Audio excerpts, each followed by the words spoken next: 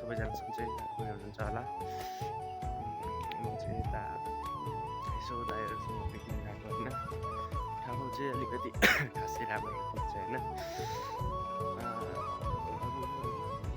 ठिकै भनौँ, खासै राम्रो चाहिँ छैन। हाम्रो चट्ट काठमाडौँ सहर अलिअलि देखिँदो रहेछ होइन। अनि त्यही चाहिँ यसो हिँड्नु पऱ्यो के कस्तो रहेछ यतातिर भनेर हिँडेको। लगाएर अब यहाँ बिस्तारै घुमिदिनु पऱ्यो होइन। अनि घुमेर चट्टो लगाएर त्यसै माथि पुग्नु नि छ यहाँबाट।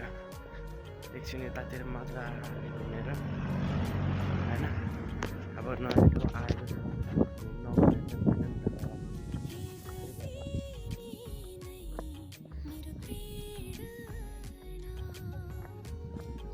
जङ्गल चाहिँतिर चाहिँ हुनुपर्छ होइन।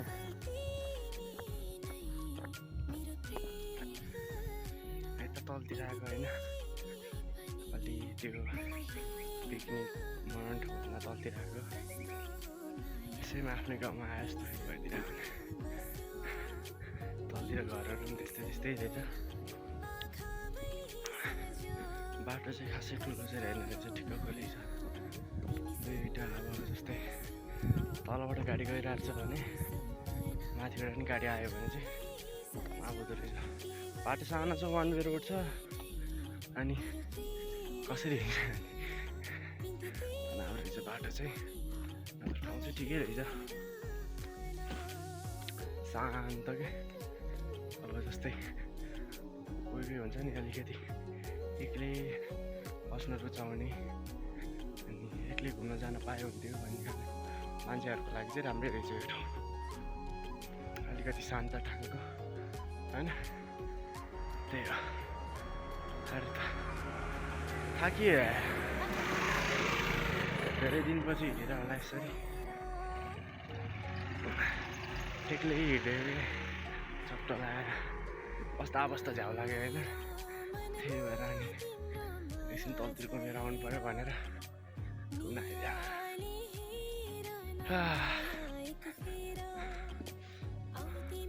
मौसम पनि ठिक्कको रहेछ कि, हावा पनि ठ्याक्क चल्ने है।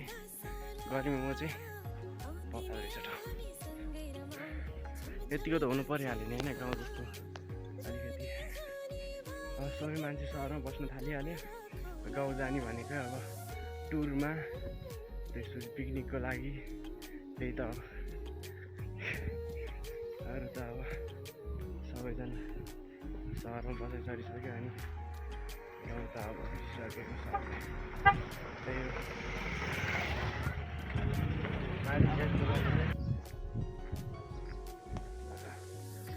रोकिहाल्नलाई पैसा लाग्यो अरूको गाउँमा हालेर पैसा दिएर होइन। त्यही पनि रक्सी खान अब राम्रो कामको लागि भनेको भयो नि हो भन्नु। रक्सी खानको लागि नेवारी भाषा आउँछ भनिदिरहेको के भनिदिरहेको भाले त हँसाइदिएर त्यस्तै हो। अब गाउँतिरको मान्छेहरू सहरतिर गयो भने नयाँ नआउनु त लागिरहेको छ नि होइन। फर्स्ट टाइम आएको के हो कस्तो हो केही थाहा छैन होइन। नेवारी भाषा के अरे भक्तपुर भनेपछि नेवारी बोल्नुहुन्छ हो भन्नुहुन्थ्यो। अब हामीलाई नेवारी आउँदैन, आमा भयो छेत्री बाहुन, नेवारी कहाँबाट आउँदैन तनाव।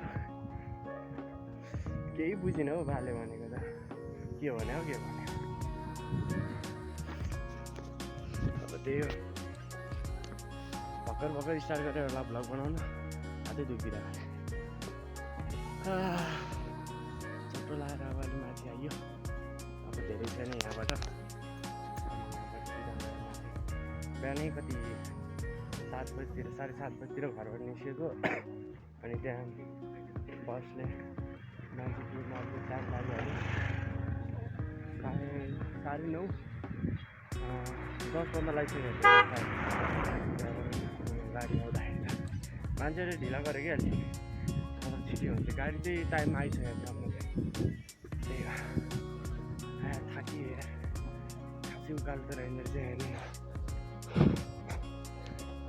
तर गाउँमा बस्दै गरेर सहरमा बसेर त छुट्टिहाल्यो होइन सहरमा अब सिधै ओह्रालै हुन्छ धेरै जस्तो ओह्रालोमा हिँडेर उकालोमा हिँडेर कहाँ हुन्छ होइन चोट्टा लगाएको लाइहरू भएको ठाउँमा आइयो होइन एकछिन गएर आराम मेरो खुट्टा देखेर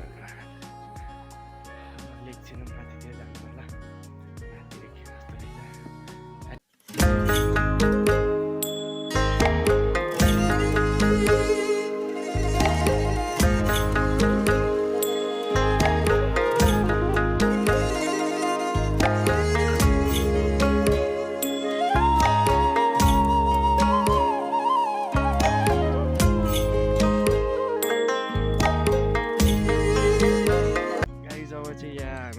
पार्कमा आइदिएको होइन अनि यहाँबाट अब बिस्तारै ठाउँतिर झरिन्छ यहाँ चाहिँ खतरा ठाउँ रहेछ क्या अलिकति मैले चाहिँ जङ्गलै होला अब जङ्गललाई पार्क जस्तै बना होला भन्ने सोचेको थिएँ तर खत्रै बनाइदिएको रहेछ बस्ने सिटहरू भयो यहाँ हेर्नु